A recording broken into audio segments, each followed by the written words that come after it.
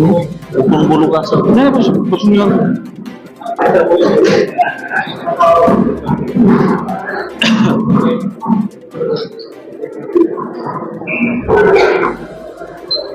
Fan fan बंद करा.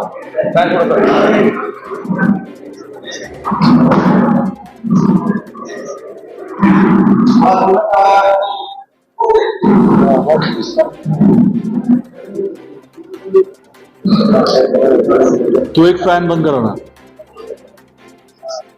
आपलं काही रेग्युलेटर नाही का? फॅनचं बटन कुठलं कळतं का सर? सगळे सेम दिसतात. करायचं चालू. काय जमलं का? लाईट नाही. अहो लाईट नाही हो. लाईट लावा, लाईट लावा. ठीक आहे चला जमलं. सर्वप्रथम धाराशिव जिल्हा महायुतीच्या या पत्रकार परिषदेला सर्व पत्रकार बांधव उपस्थित राहिले त्याबद्दल महायुतीचा धाराशिव कळंब विधानसभेचा उमेदवार म्हणून आपल्या सर्वांचे स्वागत करतो. धाराशिव कळंब विधानसभेच्या निवडणुकीसाठी महायुतीचे राज्यस्तरीय नेते मंडळी, या राज्याचे मुख्यमंत्री, शिवसेना पक्षाचे मुख्य नेते माननीय एकनाथजी शिंदे,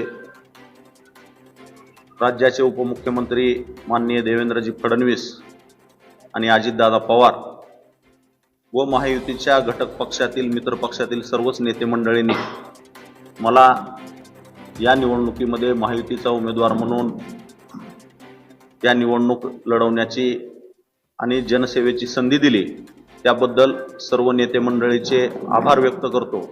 त्याचबरोबर या धाराशिव जिल्ह्यातील महायुतीचे सर्वच नेते मंडळी, या जिल्ह्याचे पालकमंत्री डॉक्टर तानाजीराव सावंत, या जिल्ह्याचे नेते माजी मंत्री आदरणीय राणादादा पाटील, या जिल्ह्याचे माजी खासदार प्राध्यापक रवींद्रजी गायकवाड, उमरग्याचे आमदार चौगुले साहेब, माननीय सुजितसिंहजी ठाकूर साहेब आणि राष्ट्रवादी काँग्रेस आणि भारतीय जनता पार्टीचे जिल्हाध्यक्ष व सर्वच पदाधिकारी या सर्वांनी या निवडणुकीचा उमेदवार म्हणून माझ्या पाठीशी फार मोठं पाठबळ उभा केलेलं आहे. त्याबद्दल मी या सर्वांचे आणि या सर्व घटक पक्षाच्या सर्व पदाधिकाऱ्यांचे आभार व्यक्त करतो. या निवडणुकीचा उमेदवार म्हणून या निवडणुकीचा उमेदवार घोषित झाल्यानंतर सर्व महायुतीतील पक्षाच्या साथीने या मतदारसंघामध्ये प्रचार यंत्रणा चालू आहे, मतदारांच्या गाठीभेटी चालू आहेत आणि यामध्ये प्रचंड असा लोकांमध्ये उत्साह आणि प्रतिसाद दिसून येत आहे आणि सर्व घटक पक्षाचे कार्यकर्ते पूर्ण ताकदीने आमच्या सोबत उभे आहेत आणि आमची प्रचार यंत्रणेची सुरुवात व्यवस्थितपणे सुरू झालेली आहे.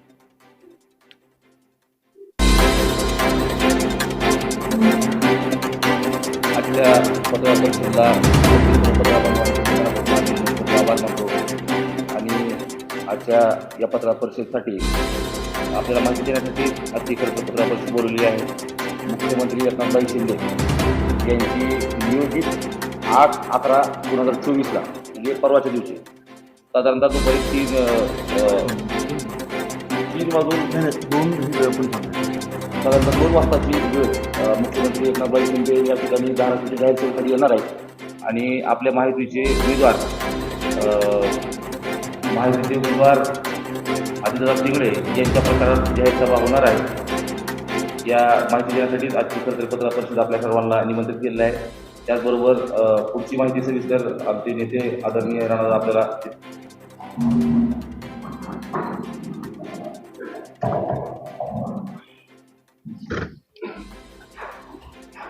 आपल्या सर्वांचं परत एकदा मी देखील स्वागत करतो.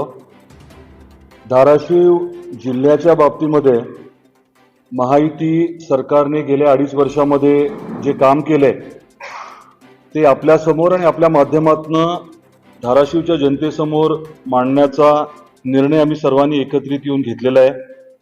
गेल्या 2.5 वर्षामध्ये खूप मोठं काम महायुती सरकारच्या माध्यमातून होऊ शकले. अनेक आपले रखडलेले गेम चेंजर प्रकल्प जे होते ते मार्गी लागलेत, त्याला मंजुरी मिळाली आहे, निधी मिळाला आहे, काम सुरू झालंय आणि या बाबतीमध्ये मला आपल्या माध्यमातून जनतेपर्यंत हे पोहोचवायचं आहे की जे विषय आपल्यासाठी जिल्हा म्हणून महत्त्वाचे आहेत, आपल्या आर्थिक परिस्थितीमध्ये वृद्धी करण्याच्या अनुषंगाने, आपलं दरडोई उत्पन्न वाढवण्याच्या अनुषंगाने जे अतिशय महत्त्वाचे प्रकल्प आहेत, अनेक वर्षांपासून ज्याच्यावरती काम चालू होतं, असा एक एक प्रकल्प आता मार्गी लागतोय आणि येणाऱ्या कालखंडामध्ये नवीन महायुती सरकारच्या माध्यमातून हे प्रकल्प पूर्ण तर होतीलच, परंतु आपल्या जिल्ह्याचा आर्थिक कायापालट करण्याचा निर्धार आम्ही सर्वांनी घेतलाय. दररोज एक असं गेम चेंजर प्रोजेक्ट प्रकल्पाच्या बाबतीमध्ये आम्ही आपल्याला माहिती द्यायचं ठरवलंय. आज कौडगावच्या MIDCच्या बाबतीमध्ये आम्ही आपल्याला माहिती देणार आहोत. आपल्या सर्वांना कल्पना आहे की अनेक वर्षांपूर्वी 2,500 एकरवरती कौडगाव आणि बार्शीचा काही भाग असं आपण MIDC इंडस्ट्रियल एरिया प्रस्तावित केला होता. बार्शीतल्या 1000 एकरच्या बाबतीमध्ये थोडासा वेगळा विचार तिथल्या शेतकऱ्यांचा झाल्यामुळे ते 1000 एकर वगळण्यात आले आणि आपल्या धाराशिव तालुक्यातल्या कौडगाव या गावात जो भूभाग आहे तो साधारण 1,500 एकरचा भूभाग आपण या कामासाठी घ्यायचं ठरवलं. त्याचं भूसंपादन झालं.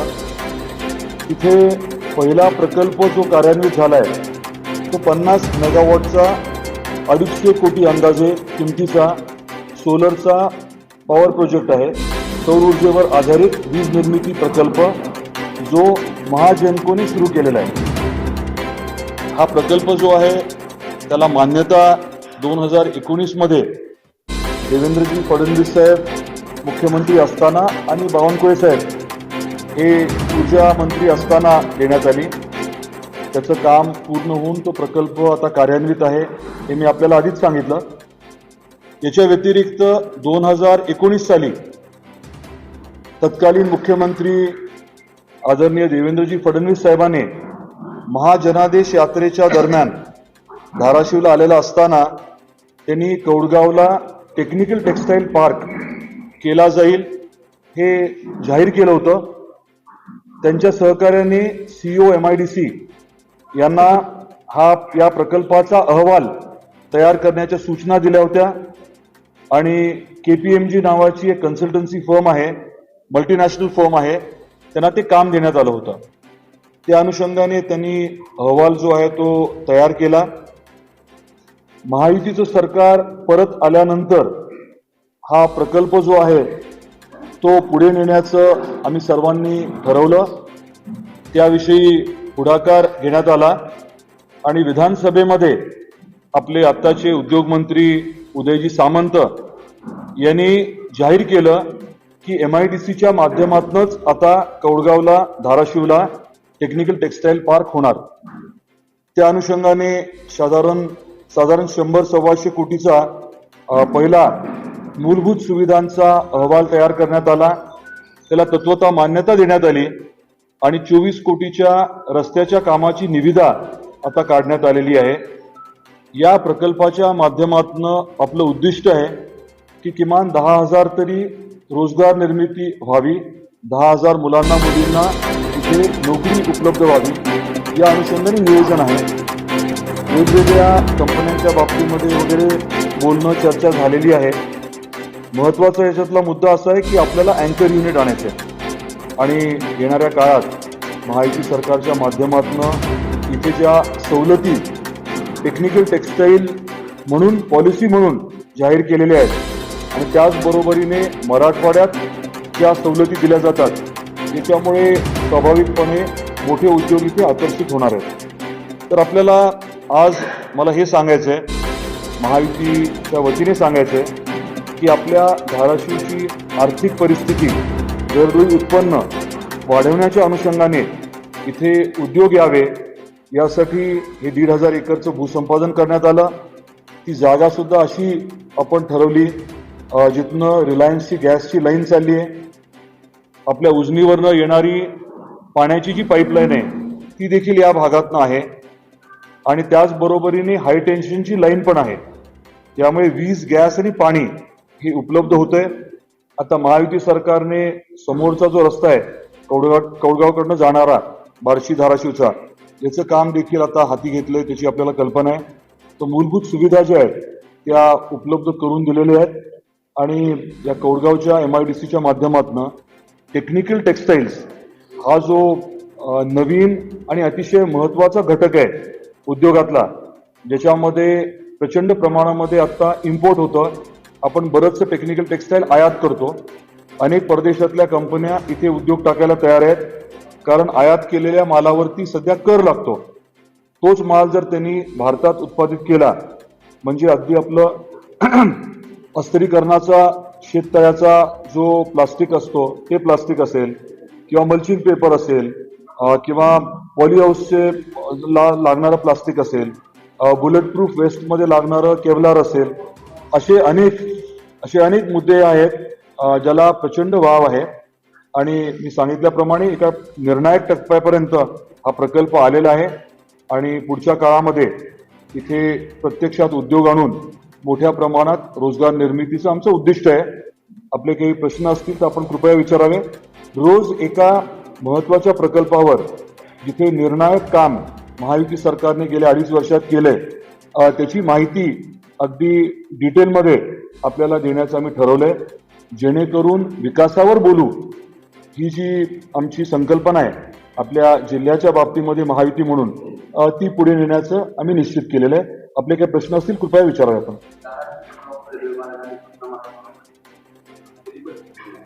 माझी विनंती आहे की रोज आपण एक विषय घेऊ. आज नाही घेतलं मी आपल्या प्रश्नाचं उत्तर देतो, पण डिटेल्स जे आहेत ते आपण नंतर घेऊ. तुम्ही रेल्वेचं जे म्हटला, रेल्वेच्या बाबतीमध्ये ओरिजिनल उद्दिष्ट 60 महिन्याचं होतं, त्याच्यामध्ये आपण चेंजेस करून आता 30 महिन्याचं केलंय. आणि दुसरं काय होता प्रश्न आपला? कृष्णा मराठवाड्याचं जे पाणी येणं अपेक्षित आहे रामदऱ्यात ते डिसेंबर पर्यंत अपेक्षित आहे. ते मी आधी आपल्याला सांगितलेलंच आहे. मुख्यमंत्री महोदय परवा दिवशी येणार आहेत. परवा दिवशी दुपारून मल्टीपर्पज ग्राउंड नाही. आता सध्या मुख्यमंत्री महोदयांची परवाची सभा एवढं आपलं फिक्स्ड आहे. बाकी जसं ठरेल तसं कळून आपल्याला. सॉरी, तिन्हीकडे आहे. आम्ही आता इथे आपल्याला याची माहिती देतोय. परंडालाही असणार आहे आणि उमरग्यालाही असणार आहे. त्याचे टायमिंग संबंधित आमदार महोदय देतील. आम्ही धाराशिवचं फक्त आपल्यापर्यंत पोहोचवतोय. ते त्यांच्या नियोजनाप्रमाणे कळवतील.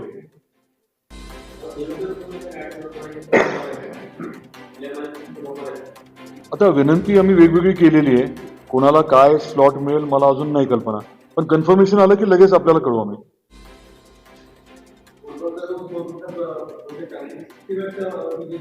50 मेगावॉट 50 मेगावॉटचं आहे. अंदाजे 250 कोटीची गुंतवणूक झाली आहे आणि महाजेनकोच्या मालकीचा आहे. BHEL ने तो प्रोजेक्ट मोस्टली कार्यान्वित केला आहे.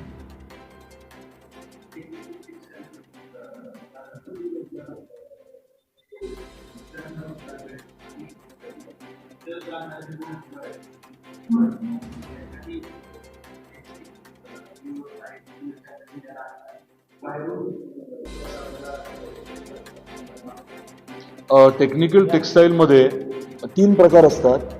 एक जे असतं ते रेग्युलर मॅन्युफॅक्चरिंग म्हणजे वस्त्र निर्मिती. दुसरं जे असतं ते प्रोसेसिंग म्हणजे त्या वस्त्राला काहीतरी वेगळे गुणधर्म उपलब्ध करून देणं, त्या अनुषंगाने काम केलं जातं. आणि तिसरं जे आहे ते ऍक्च्युअल गारमेंट म्हणजे शर्ट पॅन्ट जे असेल त्याची निर्मिती. तर हे तिन्ही विषय जे आहेत ते आपण घेतोय. त्याच्यामध्ये मेडिकलचा खूप मोठा आपल्याला काम करायला वाव आहे. मेडिकलचं म्हणजे अगदी डायपर्स पासनं सॅनिटरी नॅपकिन्स पासनं जे आपण कोविड काळामध्ये बघितलं PPE किट्स वगैरे हे सगळं टेक्निकल टेक्सटाईल आहे. त्याच्यावरती आपण भर देणार आहे.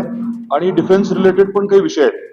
आता टेक्निकल टेक्सटाईल मध्ये सेक्टर जवळजवळ 14 आहेत. 14 वेगवेगळ्या सेक्टरमध्ये काम करत असताना काही मॅनपॉवर, काही मनुष्यबळ जे आहे ते आपल्याला खूप उच्च शिक्षित लागेल, खूप ट्रेंड लागेल. दुसरं जे आहे ते जनरल लागेल जनरल ज्याला आपण प्रशिक्षण देऊन चालू शकेल, आणि तिसरं जे आहे ते अनस्किल्ड लागेल. तर तिन्हीचा विचार केला. आपला एक त्याच्यामध्ये ऍडिशनल विचार हाही आहे की रेल्वेचा ट्रॅक जो साधारण 16 किलोमीटर आहे, तो ट्रॅक पण या MIDC एरियापर्यंत आणायचा, जेणेकरून माल वाहतूक जी आहे ती डिरेक्टली कंटेनर लोड करता येईल. ट्रेनमध्ये लोड करून सरळ JNPTला किंवा पोर्टलाही पाठवता येईल, असे त्याच्यात नियोजन आहे.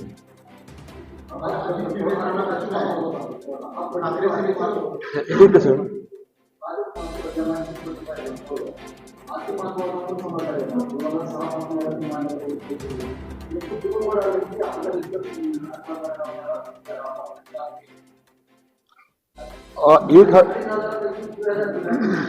नाही, 1000 एकर हे बार्शी तालुक्यातलं होतं. तिथल्या शेतकऱ्यांची जी काही अपेक्षा होती ती कदाचित नियमाप्रमाणे आपल्याला पूर्ण करणं शक्य नव्हतं, आणि त्यामुळे 2-3 वेळेस चर्चा झाल्या.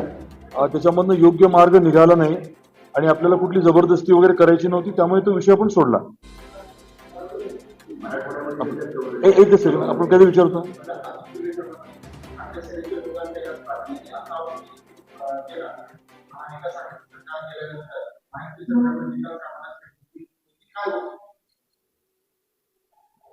कैलास पाटील साहेबांनी जी महाविकास आघाडीच्या कामाला स्थगिती दिली म्हणून सांगितलं, त्याच्यानंतर दादाच्या माध्यमातून, सावंत साहेबाच्या माध्यमातून पाठपुरावा करून जे कामं मंजूर होऊन आले, तर तुम्हाला एक उदाहरण म्हणून सांगतो की कैलास पाटलांचं सवय कशी त्यांची की जे झालं त्याचं क्रेडिट घ्यायचं आणि जे त्यांच्याच्यानं होत नाही ते दुसऱ्यावर ढकलायचं. आता माझ्या गावचा वैयक्तिक एक रस्ता होता, त्या रस्त्याला मिसिंग लेंथ मधून पाठपुरावा करून आपण आपले ग्रामविकास मंत्री गिरीश महाजन साहेबाकडून पाठपुरावा करून इथून प्रस्ताव पाठवून दादांनी स्वतः 2 वेळेस महाजन साहेबाला बोलले, आणि त्या रस्त्याच्या मंजुरीचा JR पडल्या कैलास पाटलांनी सांगितलं की ही माझ्या प्रयत्नानं मंजूर झालं. तर मागच्या 2 महिन्यापूर्वी जर एखादं काम कैलास पाटलाच्या प्रयत्नानं मंजूर होत असेल ह्या सरकारमधून, तर ह्या सरकारनं त्यांची अडवणूक केली असं कसं म्हणता येईल? एखादं काम आम्ही मंजूर करून आणलं की त्यांच्या फेसबुक अकाउंटवरून टाकायचं की ही आम्ही दोघांनी प्रयत्न केले आणि काम मंजूर झालं. मागच्या 2 महिन्यापूर्वीचाच किस्सा आहे. मग त्यांच्या मनावर जर हे काम मंजूर होत असेल तर त्यांच्या कामाला स्थगिती दिली असं म्हणणं योग्य नाही ना. झालेल्या कामाचं फक्त क्रेडिट घ्यायचं.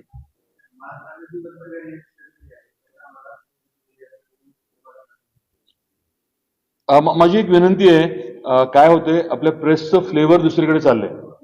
ते आपल्याला प्रेस म्हणजे आमची विनंती काय आहे की आज महायुतीने केलेलं काम जे आहे ते जनतेपर्यंत पोचवावं. एक मिनिट, आपल्या जिल्ह्याची गरज काय आहे?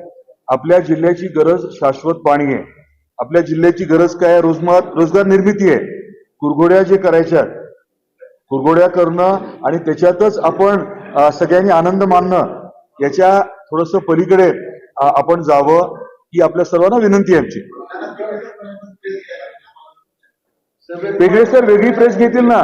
आजचा मुद्दा जो आहे, माझी परत आपल्याला विनंती आहे, प्रेस जी आहे ती इंट्रोडक्शनची प्रेस होती, CM साहेबांच्या कार्यक्रमाची प्रेस होती, आणि महायुतीचं जे मत आहे की आपण आपल्या जिल्ह्यातल्या राजकारणात सकारात्मकता आणूया. एकच मिनिट, आपल्या जिल्ह्याच्या राजकारणात सकारात्मकता आणूया. ज्या गोष्टीची आपल्याला गरज आहे त्याच्यावरती बोलू ना आपण. जे निरर्थक आहे, ज्या वैयक्तिक गोष्टी आहेत, आरोप प्रत्यारोप जे आहे त्याच्यामध्येच आपण धन्यता जर मानायला लागलो तर जनता जी आपल्याला निवडून देते, ज्याच्या अपेक्षा आहेत की आपल्याकडनं काहीतरी त्यांचं भलं व्हावं, त्याच्याकडे दुर्लक्ष जे होतंय. त्यामुळे आमची विनंती आहे की थोडा फोकस जो आहे तो या विषयावरती असावा.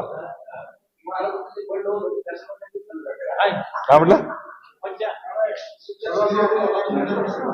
हा काय म्हण महायुतीत तिन्ही पक्ष कसले? आमची खूप मोठी महायुती आहे. सगळं प्रश्न नाही ना. एकदम खेळी मिळायचं. तुमच्यावर आता आम्ही नाश्ता पण करणार आहोत.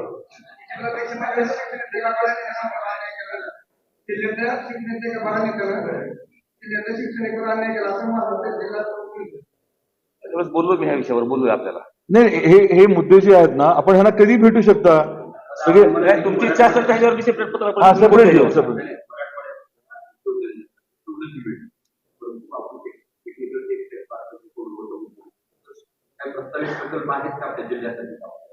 आहेत ना, बरेच आहेत.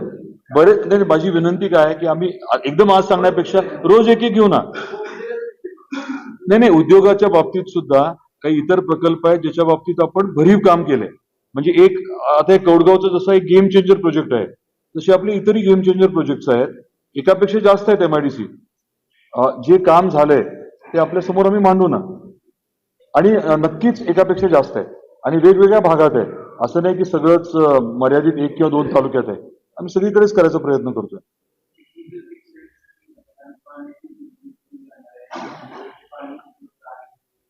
आपल्याला प्रोजेक्ट जे घ्यायचे आहेत ते आपल्याकडे जे उपलब्ध आहे त्या अनुषंगानेच घ्यायचे आहेत. आणि शेवटी कोणी गुंतवणूक करत असला तर सगळं खातर जमा केल्याशिवाय तो बिलकुल येणार नाही. आपण 2 MLD पाणी जे आहे ते उजनीमधलं आधीच रिझर्व्ह केलं होतं. MIDCने त्यासाठी डिपॉझिटचे पैसे नगर परिषदला भरले होते. तेवढं पाणी लागेल असं मला वाटत नाही, पण गरजेनुसार ठरवू आपण.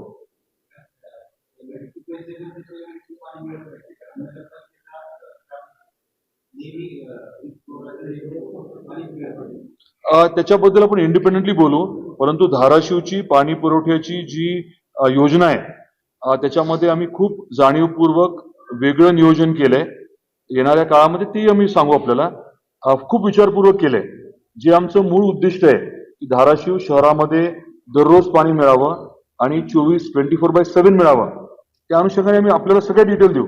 त्याचं प्लॅनिंग केलंय आपण. हो,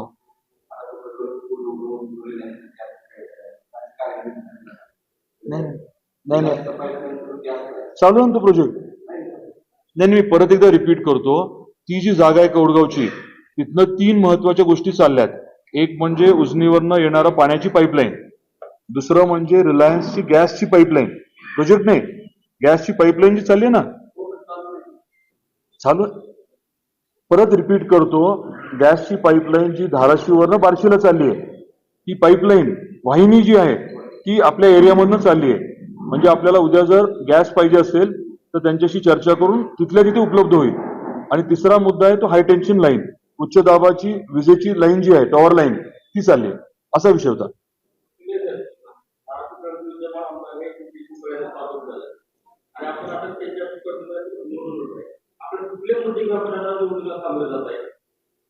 तर दादाने सांगितल्याप्रमाणे विकासाच्या मुद्द्यावरच आमची निवडणूक राहणार आहे. फक्त संपर्कात आहे, लग्नाला जातो, बारशाला जातो हा विषय नाही. तर विकासाचे आपल्या या 5 वर्षामध्ये जो या मतदारसंघाचा विकास पूर्णपणे थांबलाय म्हणण्यापेक्षा या मतदारसंघाचा पूर्णपणे भ्रमनिरास झालाय धाराशिव कळंब मतदारसंघाचा, ते मुद्दे घेऊन आम्ही निवडणुकीला समोर जाणार.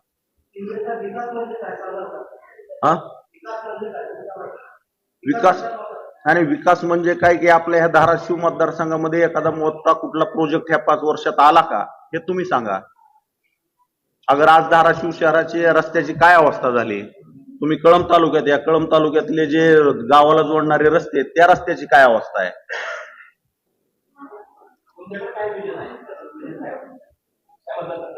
त्यांना मांडू द्या ना, तुम्ही प्रेस वेगळी घ्या ना, आमचा फोकसच जाईल.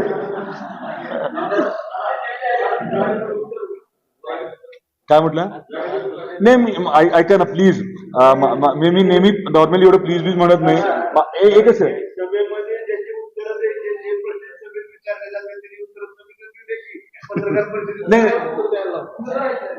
नाही एक मिनिट ज्या उद्देशानं पत्रकार परिषद, एक सेकंड.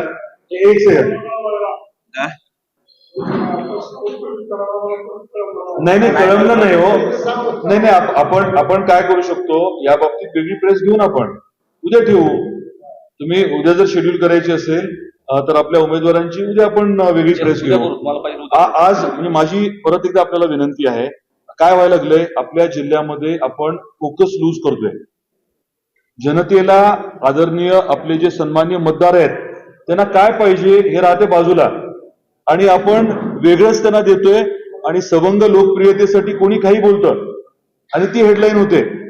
जे वास्तव आहे, जे खरंच करणं गरजेचं आहे लोकशाही म्हणून किंवा आपल्या भागाच्या विकासासाठी म्हणून, जे आपल्याला करायला हवं, ज्या बाबतीत खरं तळमळ पाहिजे, ज्या बाबतीत पाठपुरावा पाहिजे आणि ज्या बाबतीमध्ये आपण यश मिळवायला हवं, ते थोडंसं बाजूला राहायला लागलंय. त्यामुळे आपल्याला मी विनंती करतोय की फोकस आपण याच्यावरती करावा की काय काम केलं. आम्ही सांगतोय आम्ही काय काम केलं. एकदा आपण विकासावर बोलू जे मी म्हणतोय ते त्यासाठी म्हणतोय. बाकी सगळं बोलायला काय आपल्याकडे आहे ना वेळ.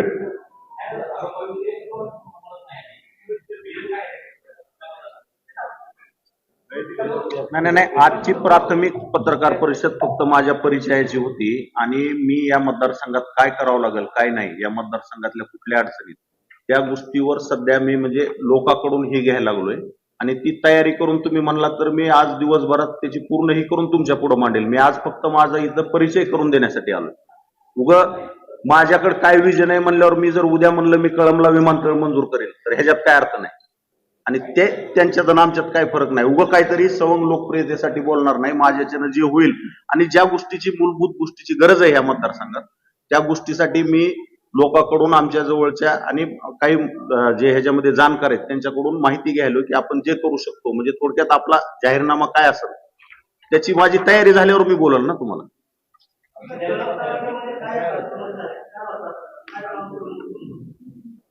कळंब तालुक्यामध्ये अनेक समस्या आहेत. आता साहेब त्याच्यावर मी सेपरेट तुम्हाला बोलल म्हणल्यावर मी सांगतो. मी कळंब तालुक्यातल्या सगळ्या समस्या मला माहित आहेत. रोजगाराचे प्रश्न आहेत, पाण्याचे प्रश्न आहेत, रस्त्याचे प्रश्न आहेत.